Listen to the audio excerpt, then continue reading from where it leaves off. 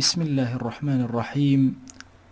الحمد لله رب العالمين، والصلاة والسلام على خير خلق الله محمد وعلى آله وأصحابه الكرام وتابعيهم بإحسان إلى يوم الدين.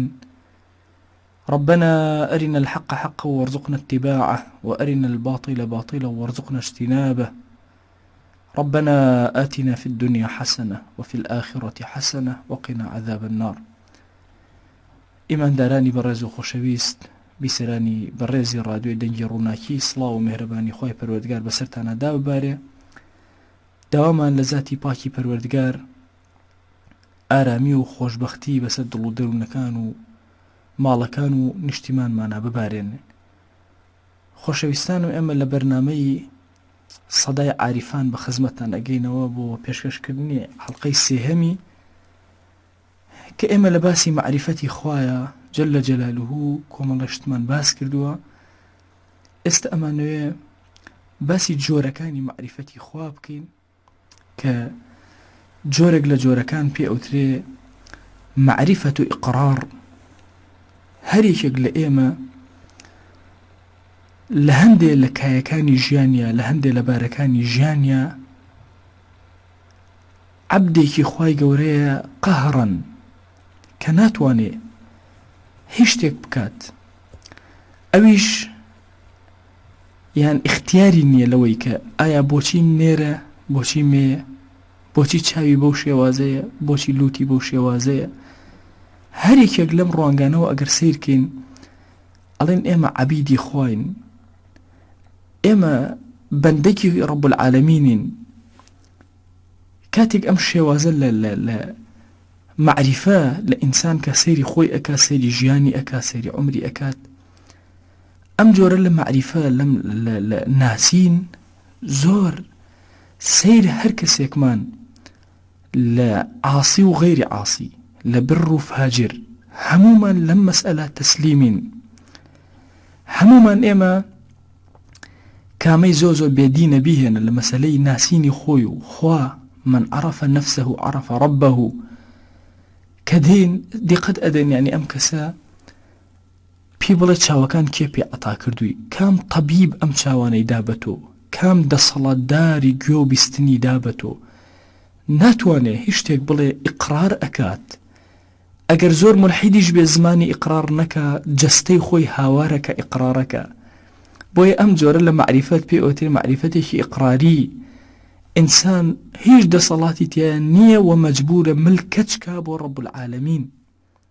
بۆیە خۆشەویستانم، لە مەسەلەی معریفەتی خوا و معریفەتێکی ئیقراری زۆر گرنگە ئێمە موسڵمان هەڵوێستەی لەسەرکەین و بزانین ئێمە ڕۆژێک لە ڕۆژان هەمومان ئینسانیەت بە کامیلی عەبدێکە لە بەردەم ڕەب العالەمینە، سەری خۆی نەوی کردووە، زۆر ئارامانە ژیان ئەباتە سەر لە بەردەم نعمەتەکانی خوا جەلە جەلالوهو، و ناتوانێ ئینکاری نعمەتەکان کە، و ناخی ئیقرار ئەکا، و ناخی سوپاس ئەکا.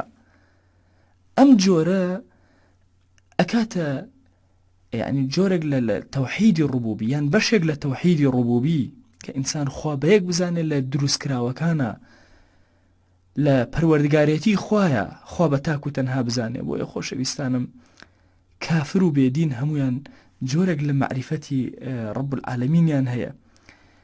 طبعا معریفەتی خوا جەلە جەلالوهو هەموو معریفەتێک ئینسان ناگەیەنێتە مەقسەد و مەنزڵ. بۆیە ئەم جۆرە لە معریفەت ئەگەر ئینسانی موسڵمان تێ بفکرێ گەورەی ئەکا، بەڵام ئەگەر کەسی بێدین و بە سادە سەیری ئەکات هیچ سوودێکی پێ ناگەێنێ. چونکە ئێمە ئەزانین لە کاتێک ئەچینە خزمەت قورئان ئەبینین لە مەسەلەی معریفەتی خوایە شەیطان کەسێکە لەو کەسانەی کە زۆر معریفەتی ڕەب العالەمینی هەیە، کە عولەما لێناوە المعرفة التي لا قيمة لها، معریفەتێکە کە هیچ قیمەتی نییە.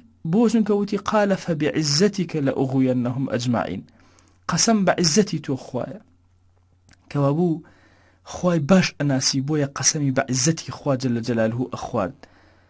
عەزیزانم، جۆرێک ئەم جۆرە لە معریفەت هیچ سوودێکی نابێ بۆ مرۆڤایەتی، هیچ سوودێکی نابێ بۆ ئینسان. بۆیە ئێمە زۆر عەظیم ئەبێ لە مەسەلەی معریفەت بکۆڵینەوە. تەنها ئەوەندە نەبێ ئێمە بڵێن وەڵا خوامان ناسی کە ئێمەی خەلق کردو و دروست کردو، تەنها ئەمە مجرد کفایەت نییە. ئەو معریفەتە گرنگە کە ئێستا ئەچمە سەری معریفەتێکە کە خوا جەلە جەلالوهو ئەوێ ئێمە جێبەجێی کەین، ئەویش ئەوەیە پەردەی غەفڵت لەسەر چاوەکانمان لابین. ئەو معریفەتەیە کە خۆشەویستی لە ناخمانە دروستەکە، چەنێ ئەی ناسین ئەوەندە خۆشەویست ئەبێ لە لامان. واتە معریفەتێکی خوا و ناسینێکی خوا بە تەسلیمبوونی دڵەوە بەخوا، اینجا ئەو مەحەبەتە دڵت پەیوەست ئەکا بە ڕەب العالەمینەوە، وەڵڵاهی شەوقت ئەبێ بۆ لیقای ڕەب العالەمین، ئەوەندە خۆشحاڵ و خۆشبەخت ئەبی. بۆیە عەزیزانم زۆر کات پیاوە گەورەکان کە گەیشتونەتە مەرحەلەیەکی زۆر گەورە، جوان لەمە تێگەیشتون و جوان خۆیان ناسیوە، بۆیە زۆر کات حەزیان خۆشترین کاتیان حەزیان بریتی بۆ لەوەی کە ئونز بەخواوە بگرن، لەگەڵ خوایە دابنیشن، قسە بکەن لە کاتی خەڵوەتگاکانیانە، یعنی پێشینەکانی ئێمە بۆ ئەچوونە خەڵوەت، بۆ دوور ئەکەوتنەوە لە خەڵک.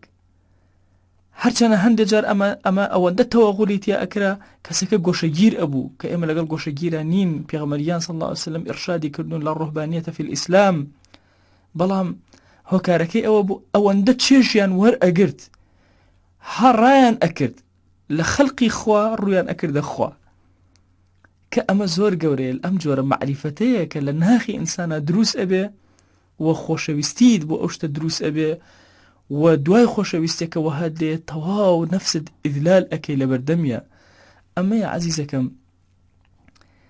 ئەگەر تەشبیه نەبێ بۆ ئەوی تەقریبی کەمەوە لە زیهنی گوێگرانی بەڕێزمان، ئەگەر دوو کەس هەردووکیان ئافرەتێک بناسن، یەکێکیان ئەم ئافرەتە ئەناسێت و خۆشیشی ئەوێ، ئەوی تریان ئەشی ناسێت و خۆشی ناوێ، بۆیە بینی ئەویان کە ئەی ناسێت و خۆشی ئەوێت خاڵێکی زۆر جەوهەری و گرنگ لە مەسئلەکە هەیە. ئەویش ئەوەیە معریفەتەکەی معریفەتێکە کە هەنگاوی پێ ئەنێ، معریفەتەکەی معریفەتێکە هەوڵدانە بۆ ناسینێک کە زیاتر پرسیاری بۆ ئەکا و ئەی ناسێ لە باری مەحەبەتی زیادەکە، بەڵام جۆرێکی تریان تەنها مجرڕدی معلومات لەسەر ئەو کەسە کۆ ئەکاتەوە، بۆیە سێرەکەی خۆشەویستی بۆ ئەو کەسە دروست نابێ. ئەمە لە نێوان خۆشەویستە ئانی و کاتیەکانی دنیا.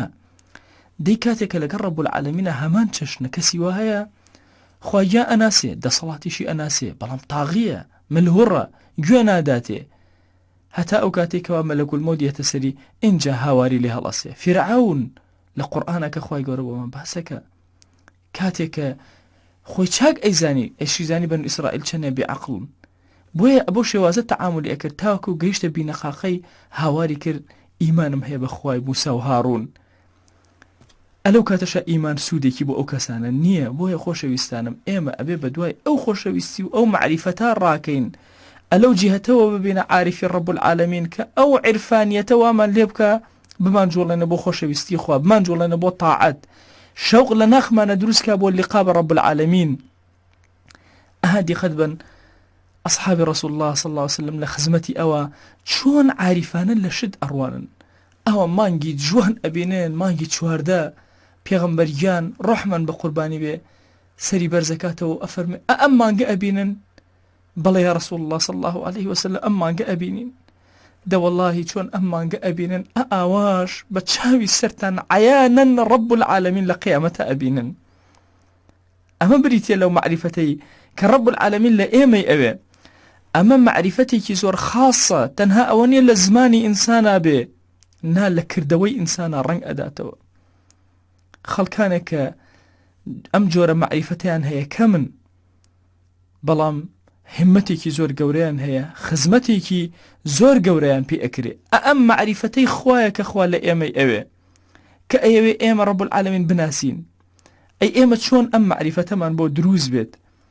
خۆشەویستانم یەکێک لە یعنی حکمەتەکانی بەڵاو مصیبەت کە بەسەر ئینسانی مسلمانە تێ ئەپەڕێ بریتە لەوەی کە زیاتر خواکەی بناسێ، زیاتر ئەڵڵاه بناسێ.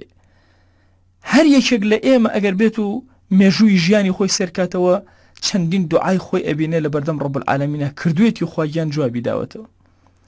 کە سێری نعمەتەکان کەی زۆر کات ئەبینی ڕەب العالەمین زۆر سیر جوابی تۆی داوەتەوە ئەی عەبد تۆ قسەت کردو ڕەب العالەمین جوابی داویتەوە. هەر یەکێک لە ئێمە ئەگەر بیر کاتەوە یەکێک لە جارەکان دەیان جار لە حوزوری ڕەب العالەمینە چێژێکی زۆر سەیری وەرگرتووە. ئەمە بریتە لەو معریفەتەی کە خوا جەلجەلاوه لە ئێمە موسڵمان ئەبێ هەوڵی بۆ بدەین بۆ ئەوی لە ناخمانە دروست بێ. ئەمەش بەچی دروست ئەبێ؟ تەنها بەوە دروست ئەبێ کە نیعمەتەکانی خوا بژمێرین بەسەر خۆمانەوە. ئاسێرکەن ئەو پێغەمبەرە خۆشەویستە عەلەیهی السەڵات وەسەلام چی ئەفەرمێ؟ لا ئوحصی ثەناء عەلەیکە ئەنتە کەما ئەثنەیتە عەلا نەفسیک. خوای گیان ناتوانم سەنای تۆ بژمێرم، بۆم ناژمێرێ، ئەوەنە نیعەم هەن، ناتوانم چۆن بە چه زمانێ سوپاست کەم، ثەنات کەم، ئللا بەو شێوازە نەبێ کە خۆت بۆ خۆت سەنای نەفسی خۆت ئەکەیت کە لە صەحیح مسلمە هاتووە لە ئەبوو هورەیرە ڕەزا و ڕەحمەتی خوای لێبێ. ئێمە گرنگە لە حیاتی خۆمانە هەمیشە چاومان کراوە بێ لەسەر نیعمەتەکان هەتا زیاتر ڕەب العالەمین بناسین. بۆچی تۆ کاتێک کە کەسێک ئەبینی تووشی ئیبتیلایەک بۆ ئیتر ئەنواعی ئیبتیلا، ئێمە زۆر کات کەسێک بینین مەسەلەن خوا نەکردە چاوێکی لە دەستدا بێ یەکسەر ئەوە یەتە زەینمان سنەتە بڵێ سبحان الحمد لله الذي عافاني مما ابتلاك به وفضلني على كثير من خلقك. ناخی خۆت ئەمە بڵێ خوایە سوپاس بۆ تۆ کە منت پاراستووە لەمە تووشی ئەم مصیبەتت نەکردوم. واللهی مصیبەتە معنەویەکانیش ئەوهان. کەسێک ئەبینی بێدینی ئەکا خوایە سوپاس بۆ تۆ منەوەکو ئەمە لێ نەکرد. کەسێک ئەبینی لەناو عیسیانە لەناو گەندەڵیایە سیاسەتێکی چەوتەکە خوایە سوپاس بۆ تۆ منە توش نەکرد وەکو ئەمە. کەسێک ئەبینی ماڵی میلەت ئەدزێ خوایە سوپاس بۆ تۆ کە منە توش نەکرد وەکو ئەمە. وهاکەذا ئینسانی موسڵمان ئاوا کە سەیری دەوروبەری ئەکات و خەڵک ئەبینێت لە خواروی خۆیەوە لە هەموو نیعەمەکانە، لە شەهاداتە ئەبینی، لە عیلمە ئەبینی، لە نادینیە ئەبینی، لە هەموو جۆرەکانە تۆ یەکسەر مەربوطی ئەەکەیتەوە بە ڕەب العالەمینەوە. لێرەوە چێژ دەست پێ ئەکا، لێرەوە هەست ئەکرێ بە معریفەتی ڕەب العالەمین، لێرەوە ڕەبتی تۆ پەیوەندی تۆ لەگەڵ خواگیانە. ئەو کاتێک کەوا ئەیانەوە بتگرن، ئەو کاتێک ئەیانەوە سزاد بدەن، ئەو کاتێک کە تۆ لە سجنای، ئەو کاتێکەوە تۆ لە ناڕەحەتیای، ئەو کاتێک خەریکە سیارەکەت وەرئەگەڕێ، ئەو کاتێکەوە تووشی مصیبەتێک هاتووی، مەیتی کوڕێکی جوانت هاتوۆتەوە ماڵەوە، مەیتی یەکێک لە مناڵەکانت کشەکانت هاتوۆتەوە بەردەست، ماندوو دەروونن ماندووی خوایە سپاس بۆ تۆ، خوایە ئەمە نیعمەتی تۆ و پێت بەخشیم، ئێستا لێت وەرگرتمەوە بۆم هەڵ ئەگری بۆ ئەو لەحزەی کە پێی شادەبمەوە. لێرەوە ئینسان ڕەبتەکانی لەگەڵ خوایە دەرئەکەون، معریفەتی خوا جەلجەلاوه ئەلەمانەوە بۆی دەرئەکەوێ. بۆیە کاتێک کە باسی نیعەم ئەکرێت، التعرف على نعم الله، زۆر کات مرۆڤەکان تەنها هێن لایەنە باشەکان سێر ئەکەن، واللهی ئەو لایەنانەی تریش کە بەسەر ئینسانە دێن هەمویان نیعمەتی ڕەب العالەمینن. خوا لەکی ڕاضیە؟ رضي الله عنهم ورضوا عن. خوا بەس لە کەسی ڕازیە کە ئەو لە ڕەب العالەمین ڕازی بێ. ئێمە چین عەبدی زەعیف لە خوا ڕازی بین؟ هەرچی شتێ دێتە ڕێمان، بە شخصیترین کەس بووی، بێ شخصیترین کەس بووی، ئەبێ ڕازی بی، ئەبێ ناخت ڕەزامەند بێ. خوایە سپاس بۆ تۆ، من عەبدی تۆم، من ئەمەوێ خزمەتی ئەم بەرنامەشینەی تۆکەم، پەروەردگارا من موسڵمانم. ئیتر بە چ شێوازێ چۆن گرنگ نییە بەلامەوە، گرنگ ئەوەیە ناخم لەگەڵ خواناسیە تێکەڵ بوو بێ، خۆشەویستی خوا بە هەموو شتێک لەوانە بۆ من زیاد کە. هەندێک کەسی ساویلکە ئەبینی چونکە معریفەتەکەی لاوازە، خوای هەروەکو چۆن شەیطان ڕەب العالەمین ناسی ئاوای ناسیوە، بۆیە مصیبەتی بەسەریا جارێ کوفرەکە. ئەوە خوا نەناسە، خوای نەناسیوە. واللهی خوا بناسیوە خوا ناز بێ، ئەلەو کاتا سەر ئەخاتە سوژدە، خوای سپاس بۆ تۆ، منت بەسەر کردەوە، ئەم نیعمەتە گەورەت بەسەر منە داباران. عەزیزانم، زۆر لایەن هەیە، زۆر شت هەیە کە یان زۆر دەرگا هەیە کە خوای گەورە هانی ئێمە ئەدا، ئەبەو دەرگایانەوە ئەو بناسین. گەور خۆشەویستانم، دەرگاکانی معریفەتی خوا زۆر زۆرن. ئەگەر ئێمەی موسڵمان تەنها لە وشەی ئەڵڵاهو ئەکبەر بنۆڕین، زۆر شتی گەورەمان دەسەکەوێ. ئەبینین یەک کۆمەڵ کەلیماتی گەورەی ڕەب العالەمین هەیە کە ئێمە بەکاری ئەهێنن کە ئەڵێن ئەڵڵاهو ئەکبەر، خوای گەورە خوا گەورەترینە. طبعا أكبر اسم تفضيل لزماني عربية أني معنى كي أونيا خواهي قورترين لهم بتشوك كان نا الله أكبر من كل كبير شكا مفضل عليه هردو كان بين لو صفتا مشترك بن إما لها مشتك علين الله أكبر سبحان الله بويا أما نوية تيبقين درقا كان معرفة رب العالمين دو درقا لخزمتنا لمعرفتي خوا جل جلاله باس أكين كيكي كان بريتي لا تيفكرين لآياتكاني قرآن كدرسي بيشوش محاضري بيشوش إشارتكم بيدا كأوج أوي براسي إنسان لخزمة قرآن أبوستي قصص كاني قرآن إن فرعون علا في الأرض بلام تشيلي هات فرعون كاني أمره بيوست سيري قرآن كان لهو تيبقن كأم كونه إيوانية أم زويه إيوانية أرض الله واسعة خواهي قورا أرض نسبة أداة بناي خوي هي أوا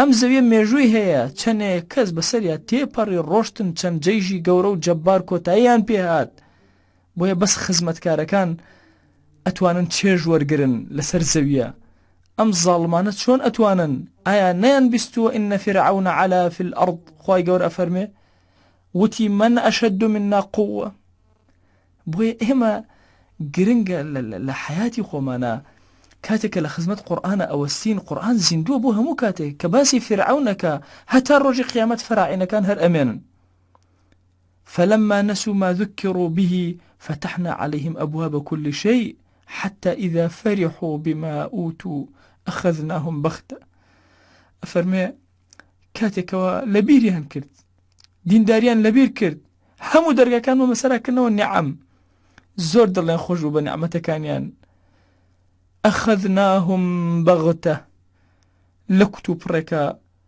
نیعەم نەهات بەدەمیانەوە رب العالمین ئەڵێ ئێمە ئەوانمان گرت واتە فإذا أخذناهم أخذ عزيز مقتدر کەسێکی زۆر بەدەسڵات چۆن کەسێ ئەگرێ ئەبەو شێوازە مسلمانان غەم مەخۆن کە ئەچیتە خزمەت قورئان أزاني لأمتي إسلامية تخواني الرجل آزاري مسلمانان أدري لم سري دنيا بو أو سري دنيا سيركا خيانة لأمتي إسلامية أتكي ولا تهنوا ولا تحزنوا غم مخون خفد مخون وأنتم الأعلون إيوة الزور أعلى ترو قورترن إن كنتم مؤمنين وأنتم الأعلون عينا أعلى اسمي تفضيله يعني نك إيوة برزن بسر خلقي نزمة نخير برزن بسر همو برزكان برستريني شلابوبي برزكان بمرجع إيوة إيمان داريك الراس قوبن نترسن لو ظالميك أبينا خرابكاري أكاد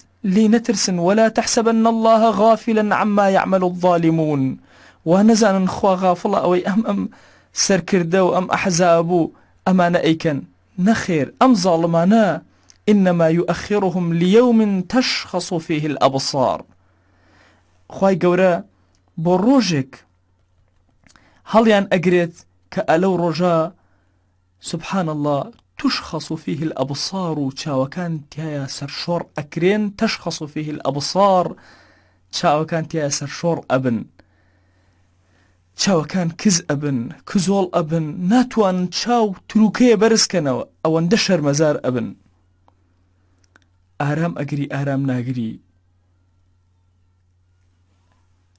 كاتك ولا خزمة قرآن أبي نيت زور آيات دلو درون تراء أجري كلا خزمة رسالة بيغمبري خويا صلى الله عليه وسلم أبي زور سودور أجري يعني سبحان الله أشد الناس بلاء الأنبياء بيغمبران عليهم الصلاة والسلام زور شديد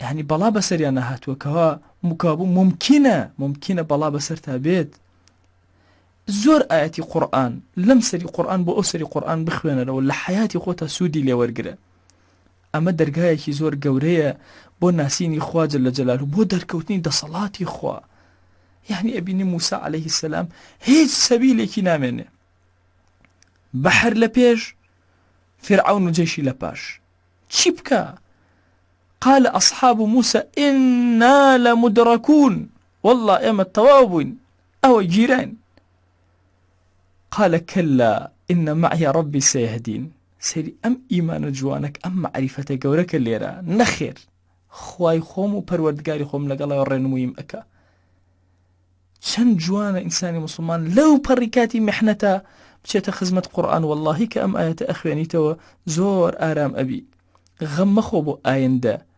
والله آيندا بو أمتي إسلامية ألا إن نصر الله قريب كأم آية أخواني تو دلت زور آرام أبي هستكي رب العالمين اللي تو زور نزيكا بوي خوش ويستانم بون لخزمتي قرآن خوانوي قرآن وستان لسر آياتكاني قرآن دروني إنساني مسلمان أقوريه فكري أقوريه عقليتي قورئك معرفتي بوخوا قورئك والله كاتك أوستي كألي الحمد لله رب العالمين الرحمن الرحيم والله إلا بردم أم آيات أوستي هرشي إيشو أهزاري جيانا همو إلا بيرك كأبيني توت الحمد لله رب العالمين سباس هرشي كوي سباسا كان بالتأكيد بو أخبر وردقاريك ربي عالمين كورا أو صفتي بريتيا للرحمن صفتي بريتيا للرحيم والله لبردم أمدو صفتا أوستي آراميك روتي أكا خوش نازاني شون كأبيني أم خوا عظيمة أم پروردگار عظيمة أم مروفانا أبم شوازا آرام أكاتوا كاتك گوناهێکی زۆرت کردووە ئەچیتن ئەو نوێژەکەتەوە شەرمەزاری لە بەردەم ڕەب العالەمینە کە ئەڵێ ئەڕەحمان الرەحیم ئەزانی چه ئارامیە بۆ دڵت دێت ئەزانی ئەو خوا عەزیمەی کە تۆی خەلق کردووە بە هەوانتە خەڵقی نەکردووی تۆ عەبدێکی خۆشەویستی لای ئەو صفەتی ڕەحمانیەت و ڕەحیمەتی هەیە والله عەفوتەکە بۆیە زانایان ئەفەرموون نەترسی لە گوناه بترسە کاتێک کە بەرماڵ نەگریت کاتێک کە ڕێی خوا نەگری کاتێک کە دوور کەویتەوە لەم بەرنامە ئەی ئەو کەسانەی کە مەشروب ئەخۆنەوە ئەی ئەو کەسانەی کە تووشی فاحیشە و زینا بوون ئەی ئەو کەسانەی کە هەر جۆرێک لە جۆرەکان تووشی گوناه بوون ورن لێرەوە دەرگای میهرەبانی هەیە ورن لێرەوە دەرگای خۆشبەختی هەیە والله ئەو پەروەردگارە بەس ڕووی تێ بکەن ئێوە لە ئێمە باشتر ئەبن والله ئەگەر ئێمەی ئەهلی مزگەوت دەست بەرزکەینەوە خوا بە لەبەی کە جوابمان باتەوە ئەگەر ئێوە ڕووی تێکەن بە لەبەیکەوە سەعدەی کە جوابتان ئەداتەوە بۆیە خۆشەویستانم ئینسان چەنێ لە معریفەتی خۆ ئەکۆڵێتەوە ئەوەندە زیاتر گەورەتر ئەبێ والله ئەی ئەو کەسێک کەەوە گوناهباری خۆت بە شەرمەزار ئەزانی لە بەردەم ڕەب العالەمینە ئەوە نەگوناهت کردووە ئەی ئەو کەسەی دەستت ڕەش بووە دڵت ڕەش بووە زمانت ڕەش بووە قاچت ڕەش بووە داوێن و عەورەتت ڕەش بووە وەرە ئەم ڕێبازی ڕەب العالەمین بگرە وەرە بەرماڵ بگرە وەرە لە بەردەم ڕەب العالەمینە بوەستە بڵێ ئەڕەحمان الرەحیم ئەبزانە ڕەحمانی ڕەحیم چۆن بەدەمتەوەیەت معریفەتی خوا زۆر گەورەیە لە خزمەتی قورئانە هەر چەندێ باسی بکەن ئەمە دەرگایەکی زۆر گەورەیە هەر چەندێ قورئان بخوێنین هێشتا کەمە خوا لە قورئانە ڕێنماییمان ئەکات بەرەو دەرگاکانی تەوبە بەرەو گەڕانەوە بۆ لای خوا لە قورئانە ڕێنماییمان ئەکات کە موسڵمان نابێت ترسنۆک و جەبان بێ هەموو ئەمانەی کە ئەگوزارێن ئەمڕۆک و فلیمێک وان لەسەر ساحەی هەرێمی کوردستان و هەموو عالەمی ئیسلامی والله عاقبت بو أمتي إسلامية والعاقبة للتقوى أما نص قرآن إما خواء ليرة وأناسين إن جاببتين سر معرفتي خواء لآياتي كونا ورسيري شو روشك ورسيرك بزانا أميك بكونا أقزري أبزانا همويا علامتي الله ينبيونية وكن نورسي أفرمي والله سيوي أقريب دسته وموري الله يبيوية پرتقاڵی ئەگری بەدەستەوە مۆری ئەڵڵای پێوەیە والله هەر خواردنێک کە دەستی بۆ ئەبەی مۆری ئەڵڵای پێوەیە والله هەر جوانێک لەسەر ئەم کەونە ئەبینی مۆری ئەڵڵای پێوەیە ئێمە خاوەنی دینێکی زۆر عەزیمین دینێک کە زۆر ئاراممان ئەکات ئەوە خۆمانین کەم سێری دینەکەمان ئەکەین والله ئەگەرنا دینەکەمان دینێکی زۆر عەزیم و گەورەیە بۆیە خۆشەویستانم ئەمەوێ ئەم بەرنامەیەمان بەرنامەی سەدای عارفان تەنها چەند کەلیماتێک نەبێت کە لە خزمەتتانە باسی کەم یەکەم جار ئەم بەرنامەیە بۆ خۆمە اینجا بۆ ئێوەی بەڕێز کە هەمومان پێکەوە هەنگاوی زۆر گەورە بنین لە خزمەتکاری و دینداریە زۆر ڕۆ بچین والله چەنێ لە معریفەتی خوات زیادکەی اینجا ڕب العالەمین دەروی زیاترت لێ ئەکاتەوە. ئێمە زۆر کەسمان هەیە کە ئەمرەکانی خوا ئەناسێ، زۆر کەسمان هەیە قورئانی لەبەرە، سنەی زۆری لەبەرە، بەڵام معریفەتی خوای نییە، خوای نەناسیوە بە معنای تەواو، فەرمانەکانی خوای ناسیوە. بۆیە زانای ئاینی لابد ئەبێ معریفەتی خوای هەبێ. والله ئەگەر معریفەتی خوا لە ناختا نەبێ، دەروونت لەگەڵ معریفەتی خوایە نەجوڵێ، ڕۆژ بە ڕۆژ معریفەتەکە و زیاد نەکە، بترسە لەوەی کەوا علمەکەت کۆڵ و بارێک بێ، بترسە لەوەی معریفەتەکەت معریفەتێکی شەیطانی بێ، وەکو وتی وبعزتك فبعزتك لأغوينهم أجمعين. خۆشەویستانم، کاتی بەرنامەکەم بەرەو کۆتایی ئەڕوا، حەز ئەکەم ئەم بەرنامەیەم کۆتایەکەی بریتی بێ لە هەندێ دوعا و بلاڵێنەوە و بپاڕێنەوە. یا ڕەبی پەروەردگارە خۆتمان پێ بناسێن، پەروەردگارە خۆتمان پێ بناسێنە یا ئەڵڵاه. خوای گیان ئێمە ڕەچکەی تۆمان گرتووە، ئەمانەوێ فێری معریفەتی تۆ بین. یا ڕەبی خوای گیان چاومان غەفڵەت گرتوویەتی، بەڵام دەرگانەی تۆ بەرنادەین. دەی خوای گیان معریفەتی خۆت لە ناخمانە زیادکە، تو گەورەی خۆت ئەو بەڕێزانەی کەوا گوێمان لێ ئەگرن، پەروەردگارە معریفەتیان زیادکە. خوای ئەو کەسانەی کە تۆیان نەناسیوە، پەروەردگارە بەهۆی کەم تەرخەمی ئێمەوە داوای لێبوردن لێ ئەکەین. یا ڕەب، ئێمە نەمانتوانی بە تەواوی مانا تۆ بناسین و نەشمان توانی پەروەردگارە بە تەواوی مانا بین تۆ بە خەڵکی بناسێنین. دەی پەروەردگارە عەفومان کە لە هەڵەوکەم و کوڕەکانمان. خوای گیان ئێمە ئەگەر چی گوناهبار بین، بەڵام واللهی ئەزانین کە تۆ ڕەحمان و ڕەحیمی، دەرگانەکەی تۆ بەرنادەین، لەبەردەم دەرگانەی تۆیە وەستاوین، چاوەڕێی لطف و ڕەحمی تۆ ئەکەین. دەیا ڕەبی خوایە مەحروممان مەکە، دەیا ڕەبی خوایە مەحروممان مەکە. خوایە ئەوەی کە گوێی لێگرتین، ئەوەی کە لەگەڵمان ئامایەوە لەم بەرنامەیەدا، ئەوەی کە ئەرکێکی لەگەڵا کێشاین، یا ڕەبی خوایە گیان قبول بە هەر هەمویان بدە، قبول بە وتەکانی ئێمەش بدە. آمین آمین والحمد لله رب العالمين.